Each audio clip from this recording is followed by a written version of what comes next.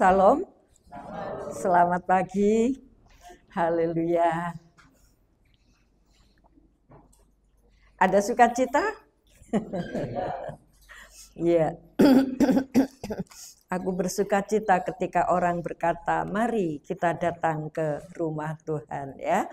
Jadi kita datang ke rumah Tuhan dengan penuh sukacita. Itu Mbak Tuti apa ya?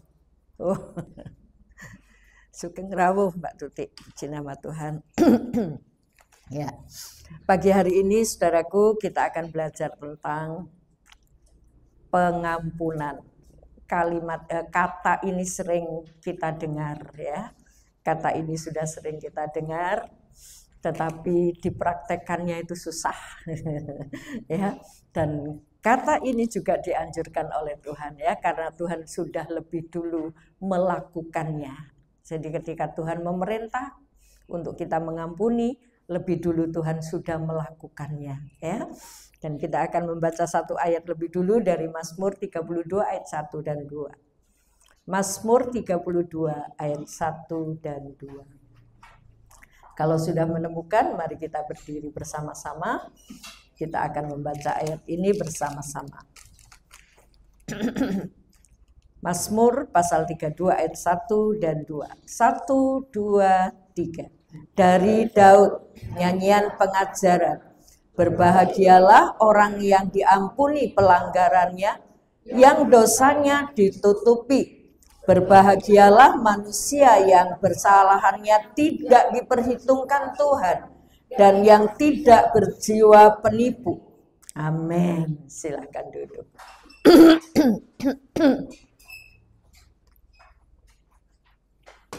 Ya, ini disebut nyanyian pengajaran. Maksudnya Daud ingin mengajarkan sesuatu kepada kita bahwa dikatakan berbahagialah orang yang diampuni pelanggarannya. Jujur kita mau berkata, ketika kita salah sama orang lain, kemudian orang lain udahlah nggak apa-apa, udah nggak dipikirkan, udah nggak usah sudah saya lupakan. Kebahagiaannya sama ketika kita mendapat berita ada hadiah atau ada pembagian ya, BLT misalnya ya, satu orang dapat 5 juta. Berbahagia mana? Lebih berbahagia mana? Ketika kita berkata kepada seseorang, saya minta maaf, oh ya udah tak lupakan, padahal kesalahannya besar misalnya. Sama ada berita akan mendapat BLT, satu keluarga 5 juta. Kira-kira lebih berbahagia mana?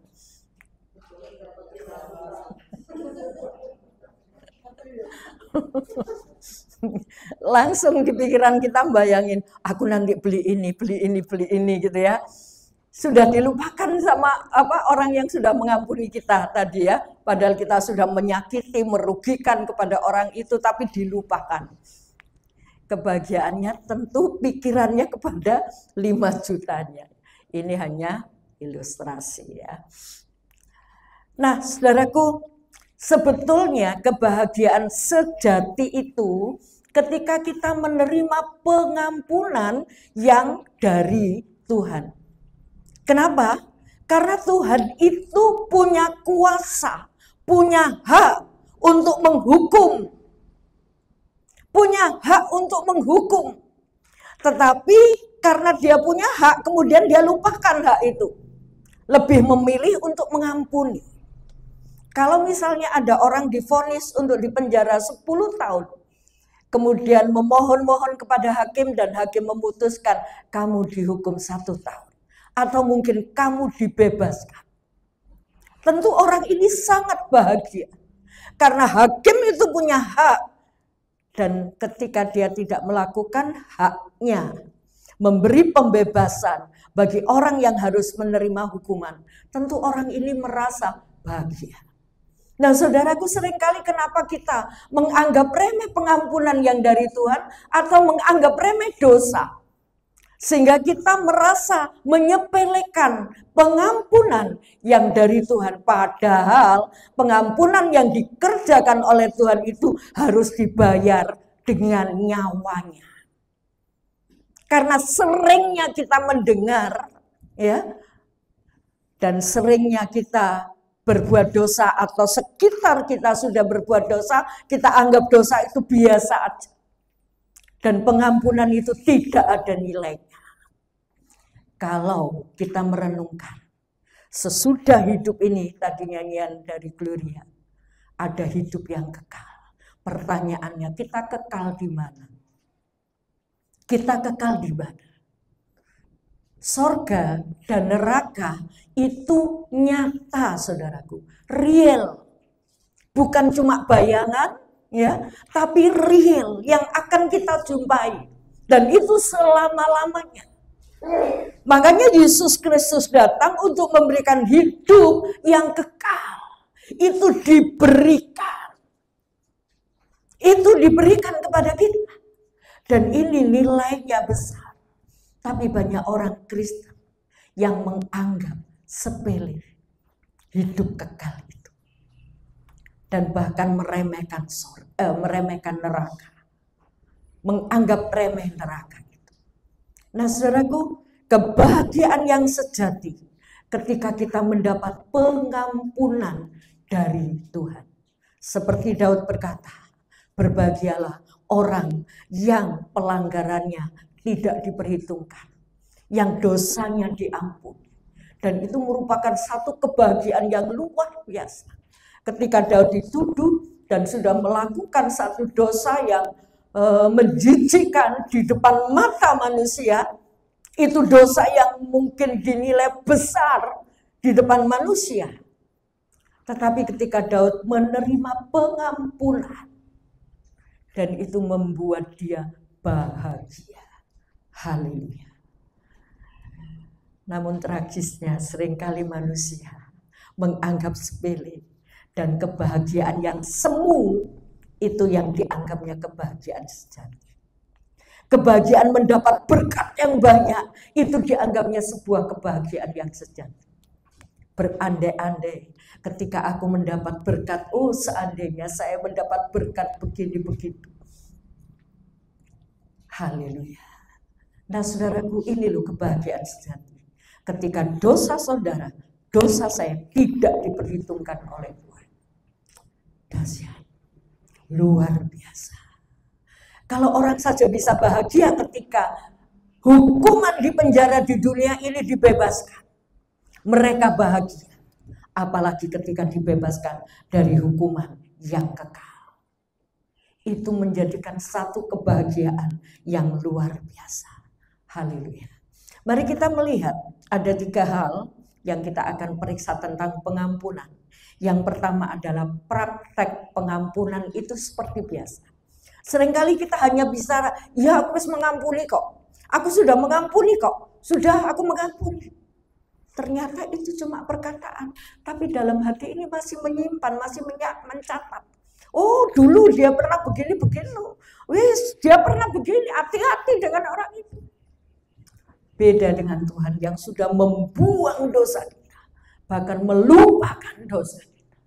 Mampukah kita untuk membuang, melupakan kesalahan orang lain dan kita bisa menerima kembali?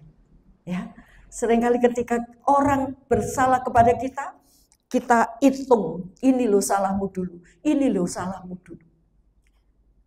Tapi bagaimana ketika kita hutang dosa dengan Tuhan? Kita mau belajar tentang praktek pengampunan itu seperti apa.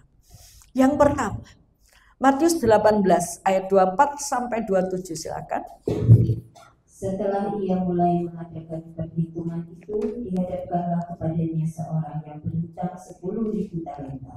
Tetapi karena orang itu tidak mampu melunaskan hutangnya, raja itu memerintahkan supaya ia dijual beserta anak istrinya dan segala miliknya untuk membayar hutangnya. Maka sujudlah hamba itu menyembah dia, katanya, sabarlah dahulu, segala hutangku akan kulunaskan. Lalu tergeraklah hati raja itu oleh belas kasihan akan hamba itu, sehingga ia membebaskannya dan menghapuskan hutangnya. Iya. Ini hamba yang punya utang 10.000 talenta. Dan kalau kita ngitung-ngitung 10.000 talenta itu sejak dia lahir sampai dia mati, dari upah kerja 1 hari yang rata-rata misalnya dia kumpulkan, itu tidak akan pernah cukup untuk membayar utangnya. Nah, hamba ini memohon-mohon kepada raja, ya, yang dia hutang kepada raja. Tapi raja itu tergeraklah hatinya oleh belas kasihan. Tergeraklah hatinya oleh belas kasihan. Dan belas kasihan ini lebih diambil daripada dia punya hak untuk menghukum orang itu. Raja itu punya hak untuk menghukum hamba yang utang banyak tadi, ya. Yang punya utang banyak, kamu harus dipenjara, atau mungkin kamu harus dibunuh, kamu harus membawa anakmu untuk diserang. Tapi karena hatinya penuh belas kasihan, maka raja itu berkata, utangmu sudah tidak diperhitungkan lagi. Karena apa? Karena belas kasihan, ya. Lalu tergeraklah hati raja itu oleh belas kasihan akan hamba itu sehingga ia membebaskannya dan menghapus hutangnya. Loh, dihapus begitu saja. Utang yang banyak itu. Nah, ini loh praktek pengampunan, saudara. Punya hak untuk menghukum, punya hak untuk membalas. Kamu dulu sudah nyakiti aku, sekarang ganti tak balas.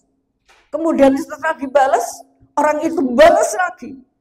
Nggak terima, balas lagi, lebih dahsyat lagi. Ini hukumnya orang dunia. Dan itu nggak akan habisnya. Membalas kejahatan dengan kejahatan, balas lagi, balas lagi. Akhirnya dunia ini dipenuhi dengan kejahatan. Hati yang penuh kebencian. Tapi praktek pengampunan, sekalipun kamu menyakiti aku, sekalipun kamu tidak menganggap aku, sekalipun kamu merugikan aku, kamu memfitnah aku, memperkatakan yang tidak tentang aku gak terima, gak usah. Ayo kita mengampuni dan kita tidak membalas yang jahat dengan yang jahat. Dan kita tidak lagi memperhitungkan salahnya, ya. Kita tidak menghukum. Ini pengampunan, ya. Ini pengampunan. Kita tidak memperhitungkan kesalahannya dia. Dan kita ini yang namanya pengampunan. Haleluya. Mari kita praktekkan. Seringkali kita berkata, aku sudah mengampuni, tapi dalam hatinya masih cekot-cekot. Kalau seperti itu, saudaraku, kita punya kerinduan untuk mengampuni, tapi hati ini masih sakit berlutut. Tuhan, Engkau tahu hatiku. Aku ingin mengampuni, tapi aku kok gak bisa. Pandang salibnya Tuhan. Pandang penderitaan Tuhan. Dia sudah menyerahkan, bahkan jangan sampai kita menganggap, oh Tuhan Yesus itu disalib gak rasa sakit karena dia Tuhan. Tidak, saudara. Tapi dia manusia. Bukan cuma sakit, dipermalukan, dihina. Itu bukan menyakiti tubuh saja. Perasaannya juga disakiti. Jangan bilang Tuhan tidak punya perasaan. Dia jadi manusia, dia punya perasaan sama dengan saudara dan saya. Pernahkah perasaan kita disakiti orang? Pernah kan? Mari kita mengampuni. Oh mungkin dia lalai, oh mungkin dia memang karakter begitu. Miliki hati yang lebar. Haleluya. Nah saudaraku, ini praktek pengampunan. Punya hak untuk menghukum. Punya hak untuk membalas. Tapi lebih memilih untuk mengasihi. Aku mengasihi kamu. Aku nggak melihat kesalahan yang kamu perbuat, tapi aku melihat kamu manusia yang perlu dikasihi. Mari kita punya prinsip seperti itu sehingga kita bisa dengan mudah untuk mengampuni, ya. Jangan melihat kesalahan orang, tapi lihatlah orang itu adalah orang yang perlu dikasihi. Lebih-lebih ketika itu adalah anggota tubuh Kristus. Ini adalah anggota tubuh Kristus sama dengan saya. Yang sama-sama harus kita saling mengasihi, ya. Haleluya. Yang kedua, praktek pengampunan yang kedua itu seperti apa? Roma 5 ayat 8. Akan tetapi Allah menunjukkan kasih-Nya kepada kita oleh karena Kristus telah mati untuk kita ketika kita masih berdosa. Kristus telah mati ketika kita masih berdosa. Jadi saudaraku, praktek pengampunan itu seperti apa?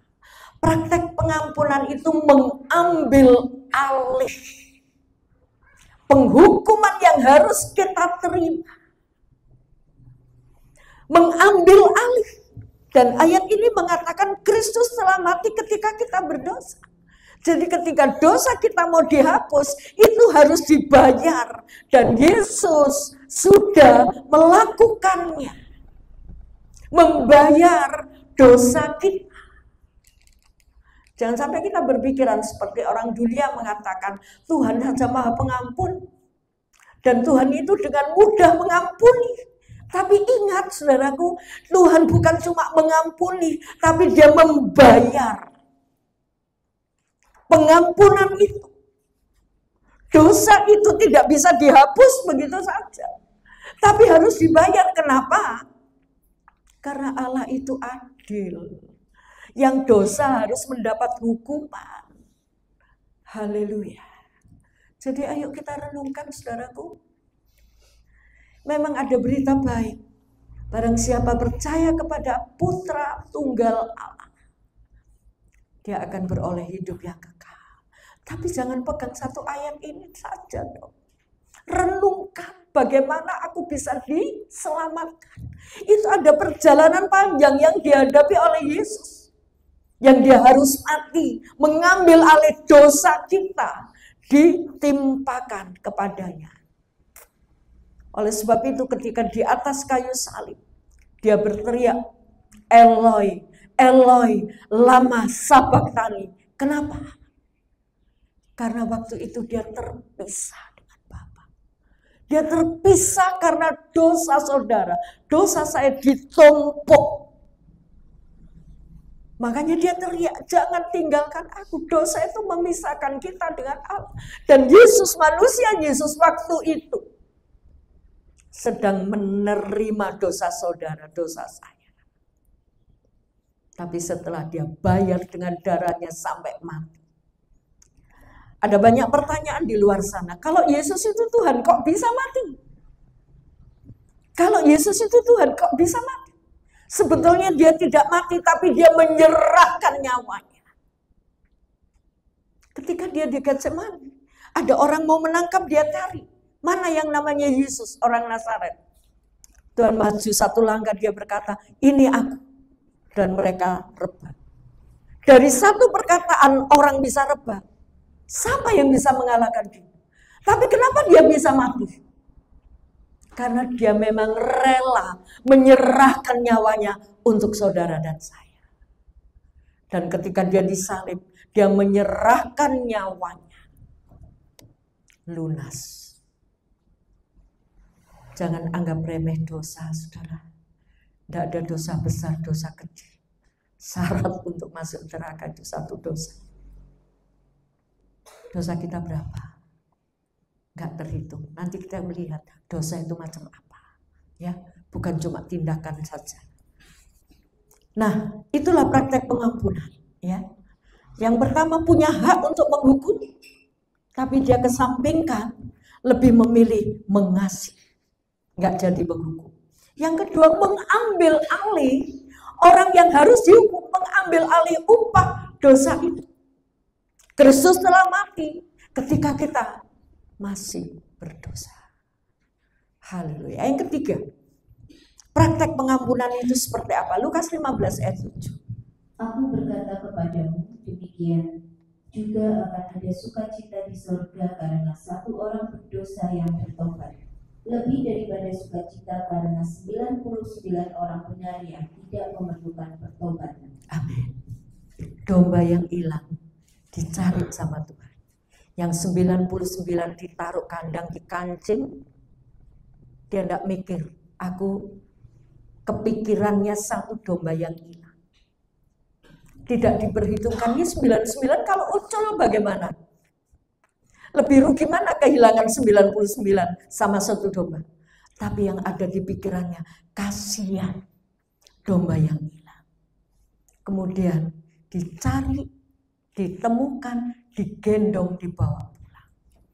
Dan kenapa domba ini bisa hilang? Karena nakal.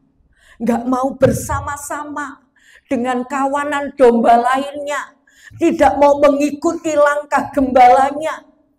Dia menyimpang cari jalan sendiri. Sekalipun toh demikian, gembala itu mencari. Ketika dia temukan di semak-semak duri, dia temukan, dia ambil. Gembala itu tidak marah lebih dulu. Syukur kamu, mulane nurut ya, ojo jeleweng, ojo pergi sendiri. Tapi gembala itu datang, diambilnya domba itu, dibawa pulang. Ini praktek pengampunan, menerima kembali. Jadi ketika ada orang salah dengan kita, jangan dicatat. Dan kemudian kita singkirkan. Kita memisahkan, menjauhkan diri dari mereka. Oh, wes aku nggak mau kumpul kamu karena kamu pernah menyakiti aku. Aku nggak mau lagi berteman dengan kamu karena kamu sudah pernah menyakiti aku. Ini bukan praktek pengampunan. Tapi praktek pengampunan itu menerima kembali. Orang yang mungkin sudah menyakiti kita. Yang menjauh dari kita karena mungkin mereka takut. Kita mau datang dan membawa mereka. Menerima mereka. Anak yang terhilang itu kembali kepada Bapak. Anak itu bilang, Pak, aku sudah berdosa. Aku sudah melakukan ini itu. Bapaknya tidak mau dengar. Yang penting dia rangkul. Tidak peduli sekotor apa dia. Dia rangkul, dia terima kembali. Haleluya. Ini praktek pengampunan. Bisakah kita menerima orang-orang yang pernah menyakiti kita? Haleluya. Ada seorang yang goyah, anak-anak muda ya. Goyah imannya, kemudian dia mau tetap percaya Tuhan atau ngikut pacarnya gitu ya. Nah, kemudian dengan pergaulan bebasnya, akhirnya dia jatuh ke dalam dosa, perzinahan. Yang akhirnya ketika dia mau kembali, dia pasang status. Nasi sudah menjadi bubur dan lain sebagainya. Seragu. Dan orang tuanya, wes aku esra mikir, wes mbuh karepmu wes. Ya. Tapi saya beritahu ibunya, jangan Bu, rangkul dia kembali, terima. Mungkin ini hanya sebuah perjalanan yang harus dia lewati, yang harus dia rasakan. Rangkul dia, ingatkan bahwa Tuhan masih mau terima dia. Ini praktek pengampunan. Jangan menjustis atau menghukum, kamu orang tidak bisa berubah, kamu orang seperti ini, kamu orang seperti ini. Tapi coba kita mau terima dia. Ini praktek pengampunan, ya. Jangan sampai kita berkata, ya aku sudah mengampuni, aku sudah melupakan. Tapi belum bisa menerima kehadiran mereka. Haleluya, puji Tuhan, ya. Ya, itu praktek pengampunan, ada 3 hal, ya. Punya hak untuk menghukum, tapi tidak mau menghukum. Mengambil alih dosanya dan menerima kembali orang itu. Haleluya. Nah, itu praktek pengampunan.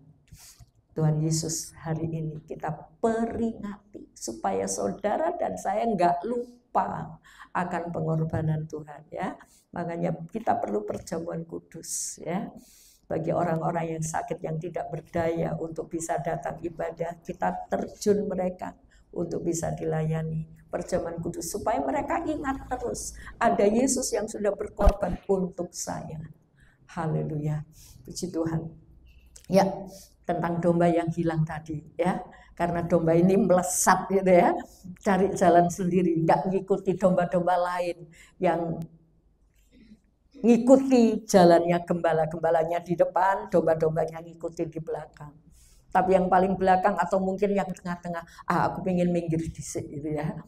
Ayo saudaraku, kita ikat persekutuan kita ya. Ayo kita punya hati satu dengan yang lain, supaya kita bisa mempraktekkan pengampunan itu.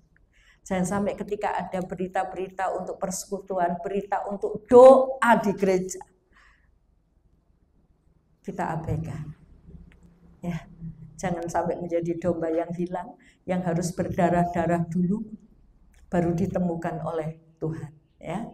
Tapi ayo kita kumpul, saling menguatkan, saling memberi kesaksian, saling mendoakan. Ya, ada kelompok-kelompok sel, ayo aktifkan kelompok selmu untuk kita bisa mengingatkan. Mungkin punya grup sendiri, bisa saling memberkati. Ya, puji nama Tuhan.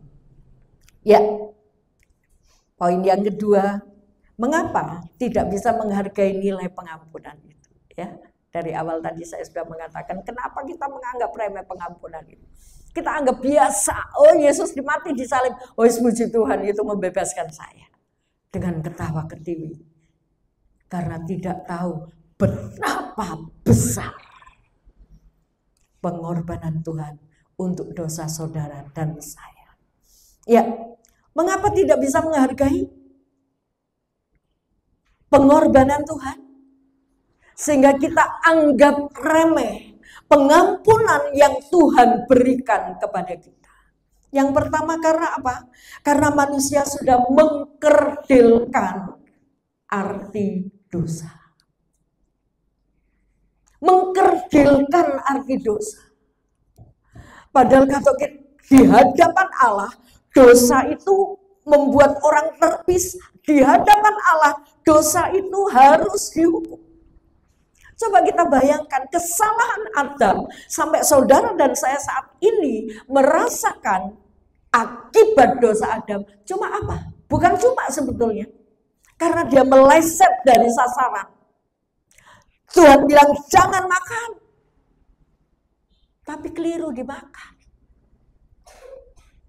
Bukan perbuatan yang jahat yang dilakukan oleh Adam, tapi karena dia tidak peduli dengan perkataan Tuhan. Minggu lalu kita sudah periksa. Ya. Dosa ketidakpercayaan. Tidak percaya dengan kata-katanya Tuhan. Dia lebih menerima kata-katanya iblis. Oh iya ya, kalau saya makan mungkin bisa sama dengan Allah. Aku bisa pintar. Itu yang lebih bisa masuk di akalnya Hawa. Sehingga dia lebih mempercayai kata-kata iblis daripada kata-kata Tuhan. Ini dosa, saudara. Banyak orang mengkerdilkan arti dosa. Oh gini aja kok gak apa-apa. Oh gini aja kok gak apa-apa. Jangan mengkerdilkan arti dosa, saudara. Karena dosa itu harus dibayar oleh Tuhan. Dan kalau kita tahu bahwa kalau aku sudah berdosa, itu harus dibayar oleh Tuhan. Sehingga kita bisa menghargai pengorbanan Tuhan. Haleluya. Mari, ketika kita tahu upah dosa itu apa, maka kita tidak menganggap remeh dosa. Ya, kita tidak menganggap remeh dosa dan kita hati-hati. Tentu dengan kekuatan Roh Kudus. Bukan kekuatan kita. Haleluya. Setiap orang yang sudah lahir di dunia ini, keturunan Adam ini, semua cenderung untuk berbuat dosa. Karena memang kita terlahir dengan kondisi manusia yang sudah berdosa. Jadi tidak ada kerinduan untuk berbuat baik. Ada kerinduan tapi nggak mampu. Untuk itu perlu Yesus. Makanya Tuhan bilang, ada baiknya aku naik ke sorga dan aku akan mengirim kepadamu apa yang dijanjikan Bapa, yaitu Roh Kudus, untuk menolong kita. Supaya kita mampu melakukan firman Tuhan. jangan mengkerdilkan dosa sehingga kita menganggap remeh pengorbanan Tuhan. Tidak menghargai. Yang kedua, kenapa? Orang tidak bisa menghargai pengorbanan Tuhan. Ya, karena mungkin kita menganggap wis umum gitu ya. Wis umum. Kalau zaman dulu mendengar orang belum nikah sudah hamil dulu, waduh, sudah menjadi perbincangan yang hangat. Tapi saat ini wis umum. Jadi menganggap dosa, hal-hal seperti itu merasa umum. Jadi sudah bukan tidak punya arti apa-apa lagi, ya. Kalau misalnya orang sudah berbuat curang, ketika berjualan, ketika menipu di pasar, ketika ambil keuntungan jauh lebih besar, wes umum. Ya. Karena menganggap dosa itu sudah umum, jadi sudah bukan dosa lagi gitu loh ya. Kebiasaan orang di tempat tinggalnya Lot, apa itu? Sodom ya. Nah, Sodom dan Gomora. Kebiasaannya seperti itu. Ketika ada tamu, orang perempuan itu tidak dianggap, tidak dihargai. Wes ngono garap-garapan. Kamu perkosa, kamu apakan silakan. Itu kebiasaan. Dan mereka sudah anggap itu umum. Tapi itu di mata Allah. Dosa Sodom dan Gomora ini asapnya sampai mengepul. Dan Tuhan ingin menghukum. Haleluya. Mungkin orang Sodom udah biasa. Jadi jangan anggap dosa ketidakjujuran itu umum. Dosa menggunakan uang yang bukan miliknya itu umum. Wes biasa, korupsi itu wes biasa. Pemegang uang korupsi itu wes biasa. Tetapi ketika kita takut akan Tuhan, ini bukan hal yang biasa. Nanti ketika orang mencari, menuntut, nggak akan bisa, ya. Punya dekeng mungkin ya. Mungkin orang-orang yang sudah dirugikan banyak itu mau nuntut, percuma, nanti biaya untuk menuntut lebih besar, wis nggak nuntut. Jadi ketika kita menganggap dosa itu sudah umum, kita tidak menghargai pengorbanan Tuhan. Haleluya. Dan yang selanjutnya, mengapa tidak bisa menghargai pengorbanan Tuhan? Karena mengukur dosa itu hanya sebuah perbuatan. Aku kan nggak menyakiti orang. Aku diam di rumah, aku baik-baik dengan orang. Kalau menyapa orang, monggo, halus. Tapi artinya keras.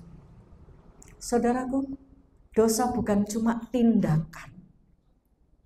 Tapi ketika kita punya pikiran jahat, itu sudah dosa. Ya. Coba baca, Matius 15 ayat 19. Karena dari hati timbul segala pikiran jahat, pembunuhan, perzinahan, percabulan, pencurian, sumpah palsu, dan dusta. Dari hati timbul ini loh, hal-hal yang jahat. Apa ini tidak dosa? Dosa. Belum dilakukan. Dari hati timbul pikiran-pikiran yang jahat.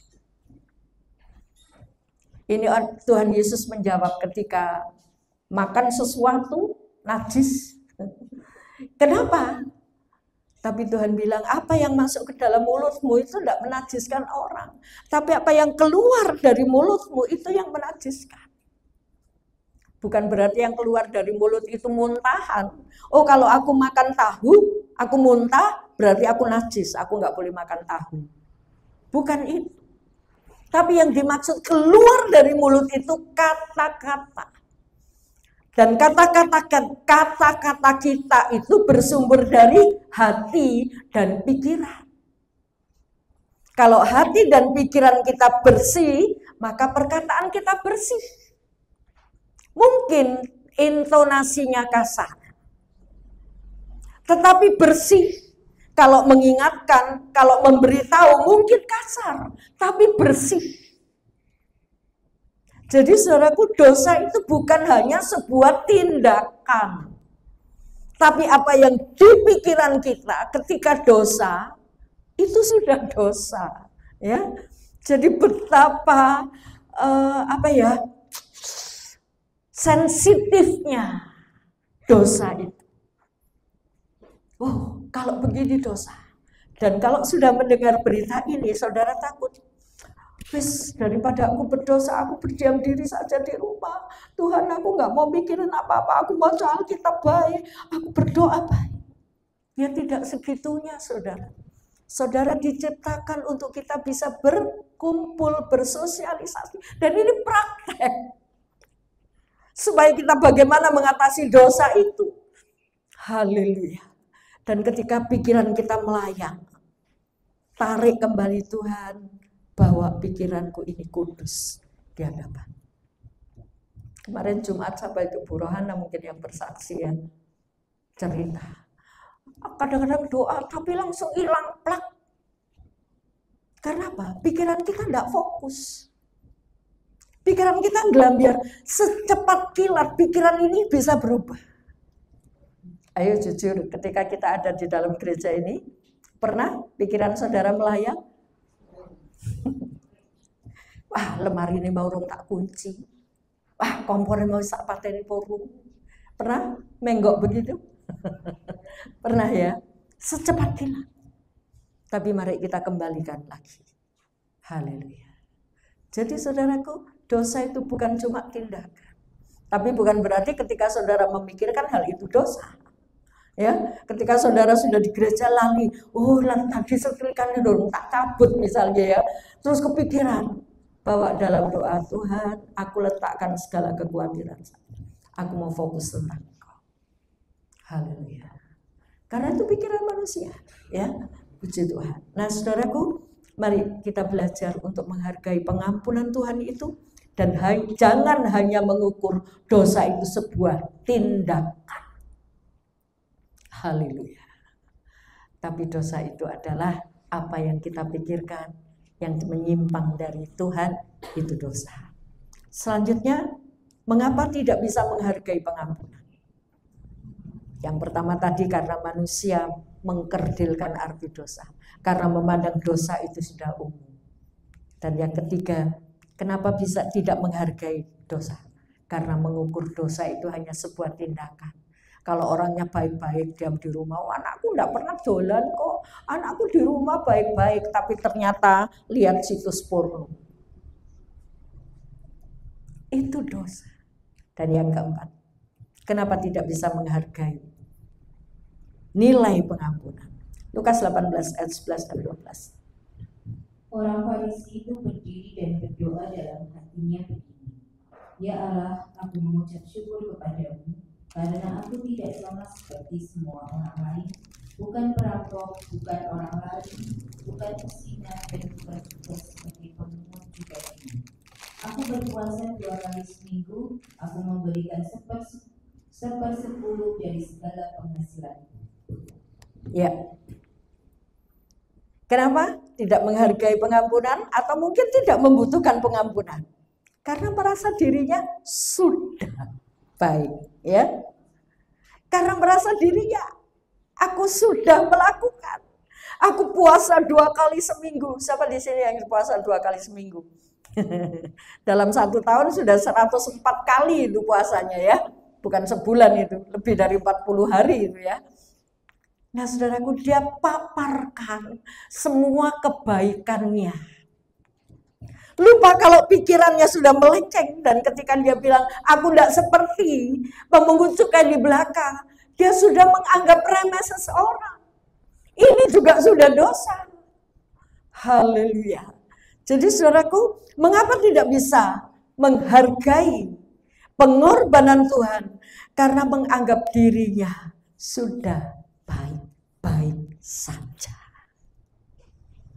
Tidak membutuhkan pengampunan, aku kan orang baik, aku orang Farisi, bendino moco Alkitab. Tapi ternyata ada pemungut cukai, dia anggap, kamu pemungut cukai, kamu ya, aku orang baik Tuhan. Aku sudah percaya Tuhan sekian tahun, aku sudah rajin ke gereja. Aku setiap minggu beribadah ke gereja. Saudaraku, saya sampaikan bahwa kekristenan itu bukan melakukan syarat ibadah, ya. Kekristenan bukan melakukan syarat ibadah, tapi kekristenan itu relasi dengan Tuhan. Punyakah saudara relasi? Hubungan dengan Tuhan. Miliki hubungan dengan Tuhan. Haleluya. Kalau nggak miliki hubungan dengan Tuhan, melakukan syarat agama, makanya ketika Saulus ketemu Tuhan, apa syaratnya masuk surga? Kamu jangan membunuh, jangan berzina, hormati orang tua. Oh, itu sudah aku lakukan. Tapi ternyata itu tidak cukup. Jual hartamu dan ikutlah Yesus. Jadi saudaraku, ketika kita hanya melakukan syarat ibadah, aku wong Kristen, membernya wong Kristen itu baptis, membernya wong Kristen itu ke gereja tiap minggu, membernya wong Kristen itu baca Alkitab. Kalau kita cuma melakukan syarat ibadah, jenuh, bosen, tapi miliki relasi, hubungan dengan Tuhan. Haleluya. Jadi jangan anggap aku kurang apa? Saya kurang apa Tuhan? Aku berdoa sudah, membayar persembahan juga sudah. Aku sudah berbuat baik kepada orang. Kurang apa Tuhan? Tuhan, kamu kehilangan cinta yang mula-mula. Di Wahyu itu ya. Kamu kehilangan cinta yang mula-mula. Hubungan. Haleluya. Jadi kenapa kita tidak bisa menghargai nilai pengampunan itu? Karena kita sudah melakukan syarat ibadah. Aku orang baik-baik saja. Aku kan sudah menolong dan orang juga memberi penilaian yang sama. Oh, itu orangnya baik loh, peduli sama orang, andap asor sama orang. Saudaraku, tapi kalau kita tidak punya hubungan dengan Tuhan, kita akan merasa menjadi orang sudah baik. Haleluya. Ya, kita mau perhatikan itu ya, supaya kita bisa menghargai nilai pengampunan yang Tuhan berikan. Pentingnya kesadaran akan dosa. Jadi kita jangan menganggap remeh dosa. Pentingnya kesadaran akan dosa. Haleluya. Kenapa? Karena dosa itu akan memisahkan kita dengan Allah. Dosa itu memisahkan kita dengan Allah. Dan dosa itu efek. Ketika hati pikiran kita dosa, kita punya efek. Tindakan kita juga berdosa. Haleluya. Makanya miliki hubungan dengan Tuhan. Ketika kita punya hubungan dengan Tuhan dan menaruh Roh Kudus itu yang bertahta berkuasa dalam hati kita. Ketika kita nyimpang, Roh Kudus itu akan mengingatkan kita. Makanya hubungan jemaat dengan Kristus diilustrasikan sebagai mempelai laki-laki dan mempelai perempuan. Hidup suami istri. Jangan hanya berbulan madu selama 1 bulan, 2 bulan mungkin. Setelah bertahun-tahun menikah melihat ngomong pahit, nggak peduli. Kalau dulu mau jatuh saja digandeng, jatuh ya dek misalnya. Tapi sekarang mbok kamu sakit, mbok kamu apa, tinggal geledak. Saudaraku, masihkah ada cinta satu dengan yang lain? Hubungan antara anak dan bapak, orang tua dan anak. Hubungan suami istri, masihkah? Dan ayo kita juga jalin hubungan dengan Tuhan. Haleluya. Supaya ketika kita menyakiti Tuhan, kita merasa, aduh Tuhan ampuni saya. Jadi kita tidak mengkerdilkan arti dosa. Pentingnya kesadaran akan dosa karena Dosa itu, saudaraku, membuat kita kehilangan kemuliaan Allah. Ya, Roma 3 ayat 23. Karena semua yang telah berbuat dosa dan telah kehilangan kemuliaan Allah. Semua orang sudah berbuat dosa dan telah kehilangan kemuliaan. Pengorbanan Yesus memulihkan kembali kemuliaan Allah di dalam dirimu, di dalam diriku yang rusak, sehingga dipulihkan. Kita sekarang punya posisi orang yang punya kemuliaan Allah.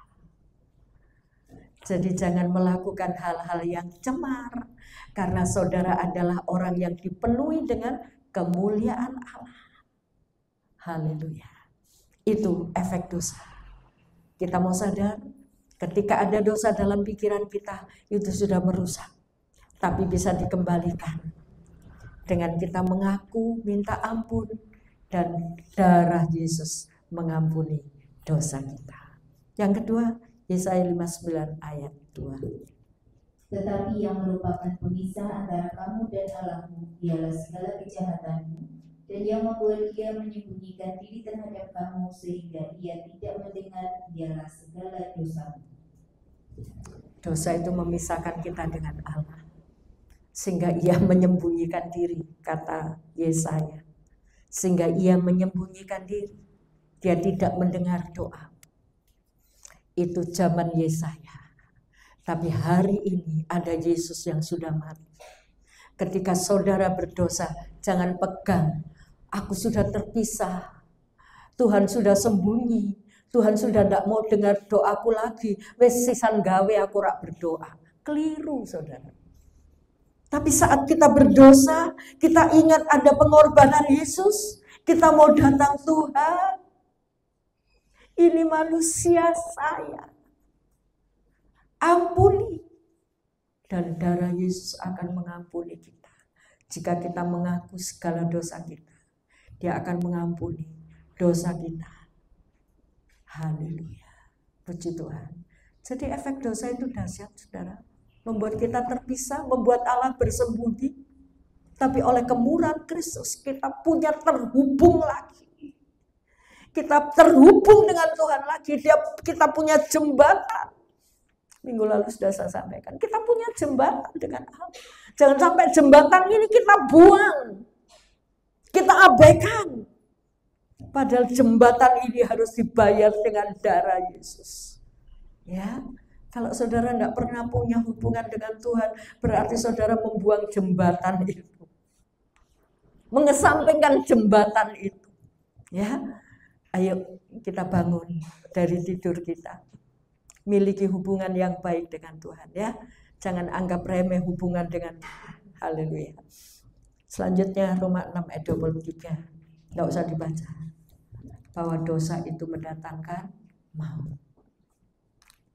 Dosa itu mendatangkan maut. Tentu kita tidak mau terima maut, ya. Ketika kita menghadapi kecelakaan, aduh sedih karena kecelakaan itu baru maut di dunia. Maut di sana tidak ada hentinya. Dan Kristus sudah datang untuk menghapus semua maut itu, sudah dibayar lunas oleh Tuhan Yesus. Haleluya. Jadi saudaraku, ketika kita memahami betapa dahsyatnya dosa, maka kita akan bisa menghargai dahsyatnya pengorbanan yang sudah dikerjakan oleh Tuhan Yesus. Mari kita berdiri bersama-sama. Kita mau datang kepada Tuhan dan kita mau katakan, sejauh timur dari barat Engkau melempar dosaku. Haleluya. Terima kasih Tuhan.